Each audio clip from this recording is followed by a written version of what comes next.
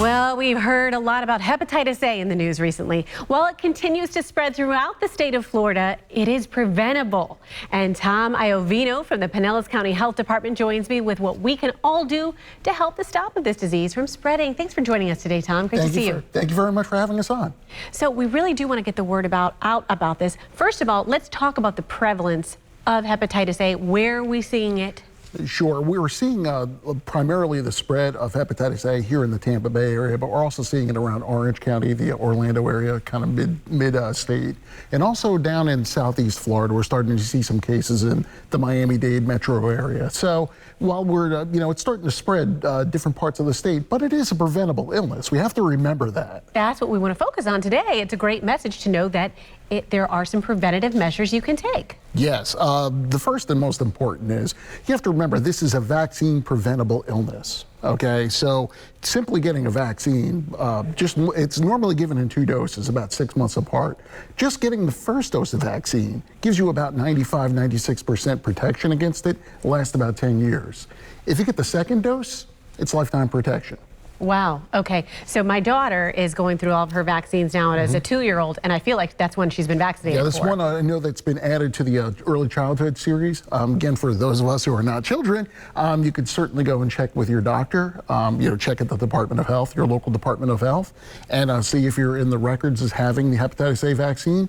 And if not, you'd simply go just get it. And with the Pinellas County Department of Health, you're doing either reduced costs for the vaccine or free even in some cases. Yes, indeed. Depending on income levels, things like that. We want people to, we don't want it to become a problem where people can't get the vaccine because they can't afford it. What we want to do is we want to put an end to the spread of this illness. Absolutely. The second thing we have to remember is that cleanliness is important as well. Proper hand washing technique is really important, not only to prevent the spread of hepatitis A, but also influenza, other illnesses as well.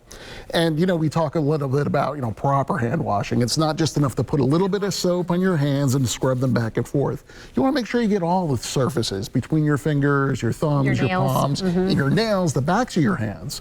And do that after using the restroom, changing diapers, before you prepare food, things like that. This way, proper hand sanitation can prevent a lot of illnesses, not just hepatitis A. You remind me of my next question. Okay, when you're in a restaurant, oftentimes it's good when you see those signs that say employees must wash hands. Now, this is something we're hearing so much about when we'll see in the news. Another restaurant had an employee who has Hep A. They were tested for it. So I think some people who maybe dine at that particular restaurant may say, oh no. What do you have to say about that? Is there a concern there? Well, right now, fewer than 5% of all cases in the state of Florida have been found in food service workers. And there's yet to be a confirmed case where a food service worker has transmitted it to a patron. It's not that it can't happen, it's just we haven't seen it yet.